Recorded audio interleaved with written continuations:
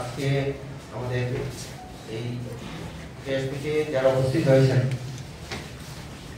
আমাদের print media, electronic মিডিয়ার সাংবাদিক বন্ধুগণ, আমি প্রথমেই সোশ্যাল ওয়েলফেয়ার এবং সোশ্যাল এডুকেশন ডিপার্টমেন্টের তরফ থেকে আপনাদের ধন্যবাদ জানাচ্ছি যে আমাদের ডাকে আহ্বানে সাড়া দিয়ে আপনারা উপস্থিত হয়েছেন। আজকে যে কারণে এখানে প্রেস মিট আমরা করছি সেটা আপনারা জানেন। আপনারা বিভিন্ন সময়ে বিভিন্নভাবে সেটাকে কভার করেছেন। যে গত যে একটা ভয়ানক বন্যা গেল বা বৃষ্টি, যে প্রচন্ড বৃষ্টির ফলে যে একটা ভয়ানক একটা দুর্যোগের তৈরি হয়েছিল, সেই দুর্যোগে বিভিন্ন দপ্তরে যেসব ক্ষতিগুলো হয়েছে সেই ক্ষতিগুলোর মধ্যে আমরা সোশ্যাল ওয়েলফেয়ার, সোশ্যাল এডুকেশন ডিপার্টমেন্টেরও বিভিন্নভাবে যে ক্ষতিগ্রস্ত হয়েছে সেগুলো একটু আপনাদের সামনে উত্থাপন করতে যাচ্ছি। যে আপনারা জানেন যে ত্রিপুরাতে social education, social welfare department বিভিন্ন অঞ্চলে, প্রত্যেকটা ব্লক অঞ্চলে একটা করে তাদের সিডিপি অফিস আছে। বর্তমানে আমাদের 56টা প্রজেক্ট, যাকে আমরা সিডিপি অফিস বলি, সেরকম প্রজেক্ট আছে। এই 56টা সিডিপি প্রজেক্টের আন্ডারে মোট 10,222টি অঙ্গনাদি কেন্দ্র আছে। এই 10,222টি অঙ্গনাদি কেন্দ্র যেটা আছে, তার মধ্যে যেটা গত 12 তারিখের যে রিপোর্ট, 12 তারিখের রিপোর্ট অনুযায়ী যে 2,90,659 জন শিশু যাদের বয়স 6 মাস থেকে 6 বছর তারা সেখানে নথিভুক্ত আছে, এবং সেই সাথে 26,458 জন গর্ভবতী মহিলা এবং প্রসূতি মা সেখানে নথিভুক্ত আছে। তো আমরা social welfare, social education department থেকে ওনাদেরকে দিবস ইয়া করে থাকি। তাদের পুষ্টি প্রকল্পে বিভিন্নভাবে যে শিক্ষা, প্রাক প্রাইমারি স্কুলের যে শিক্ষা এবং পুষ্টি প্রকল্প সেটাকে বাস্তবায়িত করে থাকি। তো এটা বাস্তবায়িত করতে গেলে যেসব আমাদের যে অঙ্গনওয়াড়ি সেন্টারগুলো আছে সেগুলো আমাদের ভিত্তি। আপনারা তাও জানেন যে একটা গ্রাম পঞ্চায়েতের আন্ডারে প্রায় 5 থেকে 7টা করে অঙ্গনওয়াড়ি সেন্টার থাকে। এক কথায় পাড়াভিত্তিক আমাদের অঙ্গনওয়াড়ি সেন্টারগুলো পাড়াভিত্তিক হয়ে থাকে। তো এই পাড়াতে যতগুলো পরিবার থাকে, পরিবারের ছোট ছোট বাচ্চারা যারা আছে, গর্ভবতী মারা যারা আছে বা প্রসূতি মারা যারা আছে, তাদের এই অঙ্গনওয়াড়ি সেন্টারগুলোতে নথিভুক্ত থাকে এবং বিভিন্ন পরিষেবা আমরা দিয়ে থাকি। এই কেন্দ্রগুলির মধ্যে বিগত যে দুর্যোগ গেল, সেই দুর্যোগে আমার 10,222টা কেন্দ্রের মধ্যে 2,029টা কেন্দ্র সেখানে বিভিন্নভাবে ক্ষতিগ্রস্ত হয়েছে। তার মধ্যে 10টা কেন্দ্র একদম পুরো ভেঙে গেছে, আর বাকি কেন্দ্রগুলি ব্যাপক ক্ষতি হয়েছে। আমরা এই ক্ষতিগ্রস্ত হওয়ার পর যখন জলমগ্ন ছিল দুর্যোগের সময়, বন্যার সময়, তখন কিন্তু এই কেন্দ্রগুলিতে আমরা চালাতে পারি, যার জন্য শিক্ষা দপ্তর সহ সোশ্যাল এডুকেশন দপ্তরও আমরা বেশ কয়েকটি কেন্দ্রগুলিকে বন্ধ রাখতে হয়েছে। এখনো সেই কেন্দ্রগুলো আমরা পরিদর্শন করছি। আমাদের স্টেট লেভেল যে কমিটি আছে, স্টেট লেভেলের বিভিন্ন অফিসাররা থেকে আছে, জয়েন্ট ডিরেক্টর থেকে, এডিশনাল ডিরেক্টর থেকে, আমি এবং সেক্রেটারি স্যার সহ আমরা পরিদর্শন করছি। গতকাল তো আমরা পরিদর্শন করে এসেছি, সেক্রেটারি স্যার আজকেও পরিদর্শন করছেন, উনি উত্তর ত্রিপুরাতে পরিদর্শন করছেন। সেগুলো পরিদর্শন করে যে অবস্থা দেখলাম, সেই অবস্থায় আমাদের সেন্টারগুলো আমরা চালু করেছি, কিন্তু ওই সেন্টারের পাশাপাশি কোনো বাড়িতে বা তার নিকটবর্তী কোনো একটা ভাড়া বাড়ি নিয়ে সেখানে আমরা চালু করেছি। আর এর মধ্যে আজকে গতকালকে অবধি প্রায় 6টা সেন্টারকে আমরা চালু করতে পারি। সেই সেন্টার কেন চালু করতে পারি? সেগুলোর মধ্যে যারা আছেন, এখনো এখানে যারা এফেক্টেড পরিবার আছে, সেই এফেক্টেড পরিবারগুলো ওখানে বসে আছেন। এই 6টা সেন্টারের মধ্যে 4টা অমরপুরে আর দুটো হলো আমার সাবরুম মহকুমায় যে বোয়ালবাড়ি এরিয়া যেখানে আছে, সেখানে একটা বড় ধস হয়েছিল। সেখানে যদিও জলের বন্যার ক্ষতিগ্রস্ত হয়নি, কিন্তু মাটি ধসে 2-3টা বাড়ি যেগুলো ধ্বংস হয়েছে, সেই বাড়িগুলোর লোকজন আমাদের দুটো কেন্দ্রের মধ্যে আছেন, যার জন্য এই অঙ্গনওয়াড়ি কেন্দ্রগুলো চালু করতে পারে। এই যে অঙ্গনওয়াড়ি কেন্দ্রগুলো চালু ক্ষতি যেটা হয়েছে, সেই ক্ষতির মধ্যে যেগুলো রয়েছে সেগুলোর মধ্যে যেমন মাটি ঢুকে গেছে, জল ঢুকে গেছে। আমরা যেটা ভিজিট করে দেখেছি, সেই ক্ষতিগুলোর মধ্যে দালান বাড়ি ডিটি বসে গেছে, কোথাও টয়লেটটা ভেঙে গেছে, কোথাও বাড়িটা একদম গাছ পড়ে বাড়িটা ভেঙে গেছে, ধস করে বাড়িটা ভেঙে গেছে।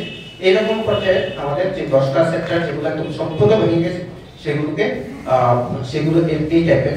তাছাড়াও যে পঠন পাঠনের যে জিনিসপত্রগুলো ছিল, যেগুলো খাদ্য সামগ্রী ছিল, যেটা আমাদের এসএসপির যে খাদ্য সামগ্রী, সেগুলো ধ্বংস হয়েছে।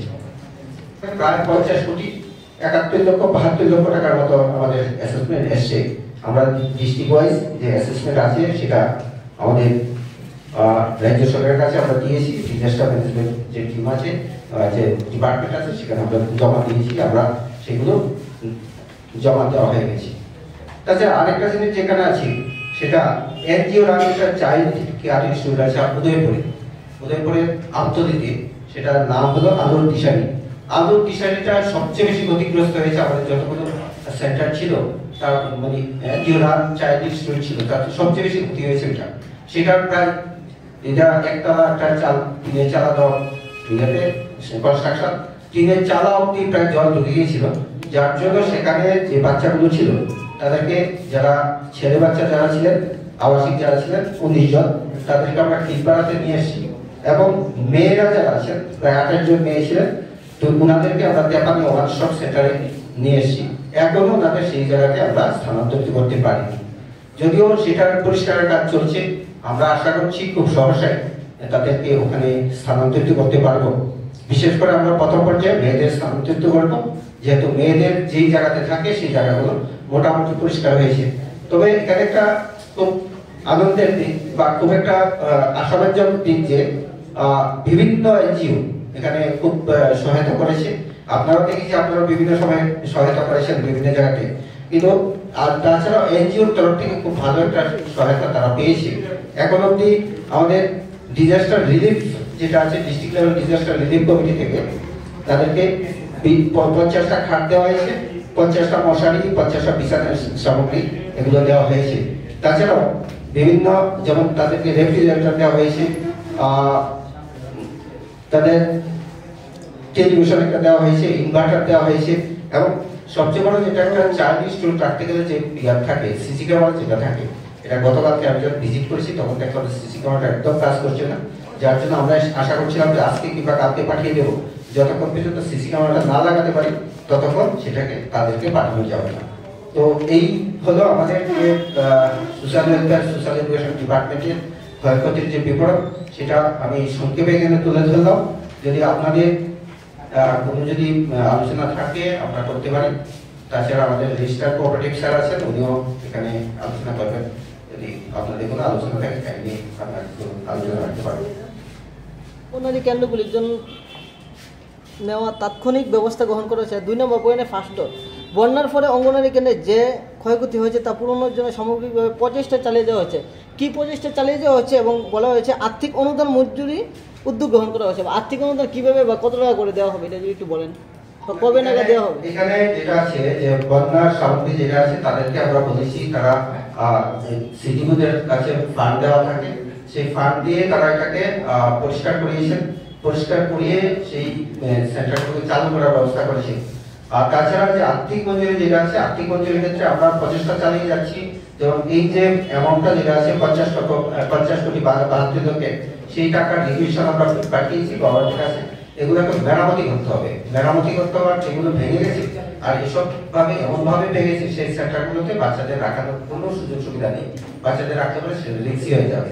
তো এখানে আমরা চেষ্টা করছি আমাদের যে ডিপার্টমেন্টাল যে ফান্ড আছে সেগুলো দিয়ে চালিয়ে যাওয়ার চেষ্টা করছি। এগুলোকে পরিষ্কার করানো হয়ে গেছে, করানো হয়ে যেখানে এখনো বেটি যেটা বসে গেছে বা যেখানটায় এখনো যারা আছেন বিভিন্ন এফেক্টেড ফ্যামিলি যারা আছেন সেখানে আমরা এখনো চালু করতে পারিনি, সেই জায়গাতে পাশাপাশি কোনো একটা বাড়িতে ভাড়া বা কোনো বাড়িতে কিংবা ভাড়া করে সেই জায়গাটা আমরা চালু করছি।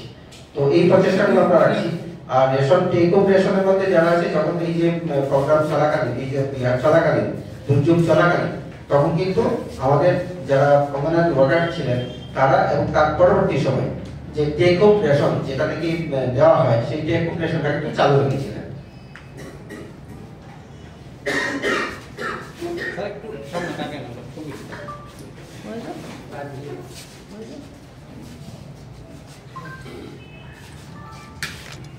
থেকে আপনারা যারা এখানে উপস্থিত আছেন, প্রিন্ট মিডিয়া এবং ইলেকট্রনিক্স মিডিয়ার সাংবাদিক বন্ধুদের সবাইকে আমি প্রথমেই নমস্কার জানাচ্ছি। আপনারা জানেন বিগত 19 থেকে 22 অগাস্ট ত্রিপুরা রাজ্যে অবিরাম বর্ষণে ভয়াবহ বন্যা পরিস্থিতির কারণে সারা রাজ্যের নিম্ন অঞ্চলগুলো প্রবলভাবে জলমগ্ন হয়ে পড়ে। এই বন্যা পরিস্থিতির কারণে রাজ্যের সমবায় দপ্তরে বিভিন্ন জেলা এবং মহকুমা অফিসগুলার ব্যাপকভাবে ক্ষয়ক্ষতির সম্মুখীন হন। এর মধ্যে সবচেয়ে বেশি ক্ষতিগ্রস্ত হয় আমাদের গোমতী জেলা এবং দক্ষিণ জেলা। গোমতী জেলায় 3 দিনে মোট বৃষ্টির পরিমাণ 155 মিলিলিটার এন্ড সাউথ ত্রিপুরাতে প্রায় 493 মিলিমিটার বৃষ্টি হয়েছে। এখনো পর্যন্ত জেলা অফিসগুলো থেকে পাওয়া তথ্যের ভিত্তিতে আমরা ক্ষয়ক্ষতির পরিমাণ দাঁড়িয়েছে সমবায় দপ্তরের 2,75,00,000 টাকা। দক্ষিণ জেলার অন্তর্গত সমবায় ক্ষেত্রে মোট ক্ষয়ক্ষতির পরিমাণ প্রায় 77 লক্ষ টাকা। এর মধ্যে পূর্ব ব্যবহার প্যাক্স, ন্যায্য মূল্যের যোগান 2টো, পল্লীমঙ্গল প্যাক্স, লাগাম প্যাক্স, সমাজ কল্যাণ প্যাক্স, গুদাউন, সাবরুম প্রাথমিক বিপণন সময় সমিতি, নিহার কমল প্যাক্স, মোহরিপুর প্যাক্স সমূহের ব্যাপক ক্ষয়ক্ষতি হয়েছে আমাদের। এছাড়া গোমতী জেলায় অমরপুরস্থিত সহ নিয়ামকের কার্যালয় বন্যার ফলে সম্পূর্ণভাবে জলে ডুবে যায়। অফিসের যা আমাদের ডকুমেন্টস ছিল এবং কম্পিউটার এন্ড আদার যে ফার্নিচার, ওগুলো আমাদের সব ক্ষতি হয়ে যায়। গোমতী জেলায় আমাদের ক্ষয়ক্ষতির পরিমাণ প্রায় 83 লক্ষ টাকা। এর মধ্যে সবচেয়ে বেশি যেখানে ক্ষতি হয়েছে আমাদের Pitra PACS, Hirapur PACS, Selagang PACS, Bampur LAMPS এবং অমরপুর প্রাথমিক বিপণন সমবায় সমিতি। এছাড়াও আমাদের সিপাহীজলা জেলায় সময় ক্ষেত্রে মোট ক্ষতির পরিমাণ 46 লাখ, ধলাই জেলায় 37 লাখ এবং পশ্চিম জেলায় মোট ক্ষতির পরিমাণ আমাদের 32 লক্ষ টাকা। রাজ্যের সমবায় দপ্তরের পক্ষ থেকে জরুরি ভিত্তিতে মোট ক্ষয়ক্ষতির তাৎক্ষণিক হিসাব নির্ধারণ করে ত্রিপুরা সরকারের ত্রাণ পুনর্বাসন এবং দুর্যোগ ব্যবস্থাপনা দপ্তরের কাছে অলরেডি জমা করা হয়েছে। এইসব প্রতিকূলতার মধ্যেও ত্রিপুরার 268টা ল্যান্ড প্যাক্সে আমরা আমাদের যে দৈনন্দিন কাজ আমরা আবার চালু করেছি, অলরেডি শুরু হয়ে গেছে। নমস্কার, সবাইকে ধন্যবাদ। যদি আপনাদের কোনো কোয়েশ্চেন থাকে। রাস্তা অবরোধ করছে, ওদের বিভিন্ন দাবি প্রেস করার জন্য। দুদিন আগে আগরতলাতে ওরা একটা মিছিল সংগঠিত করেছে। কি পদক্ষেপ নিয়েছে সমাজসেবা দপ্তর, যদি কাইন্ডলি বলেন? দেখুন, ওনাদের যে সার্ভিস ম্যাটার নিয়ে ওনারা আমাদের কাছে ডেপুটেশন দিয়েছেন। এর আগে আপনারা জানেন যে গোয়াই রাস্তা ওনারা অবরোধ করেছিলেন এবং পরবর্তী সময়ে গত শুক্রবার দিন তারা আগরতলাতে ডিএমএম কালেক্টরের কাছে তারা ডেপুটেশন দিয়েছেন। ওনাদের যে দাবিগুলো আছে, দাবিগুলোর মধ্যে একটা হলো ওনাদের ওনাদের যে প্রাপ্য যে মজুরি সেটা বৃদ্ধি করতে হবে এবং তাদের গ্র্যাচুইটি প্রদান করতে হবে এবং ওনাদের চাকরিতে সেটাকে রেগুলার করতে হবে। এইসব কয়েকটা দাবি নিয়ে ওনারা আমাদের কাছে গেছেন পরবর্তী সময়। কিন্তু এইসব ম্যাটারগুলো যেগুলো আছে, দেখুন এগুলো নিয়ে আমাদের ওনারা কিছু কেসও হয়েছে, বেশ কয়েকটা কেস আমাদের হাইকোর্টে আছে এবং সেই হাইকোর্টের কেসগুলো ডিসপোজ হচ্ছে বা ডিসপোজের পর্যায়ে চলছে। তো এই ক্ষেত্রে যেটা হবে, গভর্নমেন্টের এখনো কোনো সিদ্ধান্ত হয়নি যে কি ভাবে তাদেরকে সাহায্য করা যায়। তো আমরা আমাদের ডিপার্টমেন্টের তরফ থেকে আমাদের ডিপার্টমেন্টের নজরে সেটা আছে। এটা কি ঠিক যে ওদেরকে 12 মাস কাজ করিয়ে 8 মাসের ওয়েজ দেওয়া হয়? এটা দেখুন, ওনারা যেভাবে চাকরিতে ঢুকেছেন, ওটা চাকরি বলা যায় না, ওনাদেরকে কন্ট্রাকচুয়াল একটা অ্যাপয়েন্টমেন্ট আমরা দিয়ে থাকি। সেটা হলো যে এরিয়াতে যে অঙ্গনাদি কেন্দ্র খুলতে পারে, ওই এরিয়া থেকে দুজনকে নেওয়া হয়। একজন থাকেন অঙ্গনাদি ওয়ার্কার, একজন থাকেন অঙ্গনাদি হেল্পার। সেটার ক্ষেত্রে একটা পত্রিকাতে অ্যাডভার্টাইজমেন্ট দিয়ে ওনাদেরকে নেওয়া হয়। নেওয়ার যে কন্ডিশনগুলো থাকে সেটাকে অনারিরাম দেওয়া হয়। সেক্ষেত্রে কিন্তু কোনো স্যালারি বা এগুলো দেওয়া হয় না। তো এটা যেটা বলছেন যে 10 মাস কাজ করিয়ে 1 বছর কাজ করিয়ে 10 মাসের প্রশাসন, সেটা কিন্তু না। ওনাদের প্রতি মাসেই যে কন্টিনজেন্সি যেটা থাকে, ওনারা যেটা থাকে সেটা কিন্তু ওনারা প্রতি মাসেই ওনারা পেয়ে থাকেন। ধন্যবাদ। Thank you.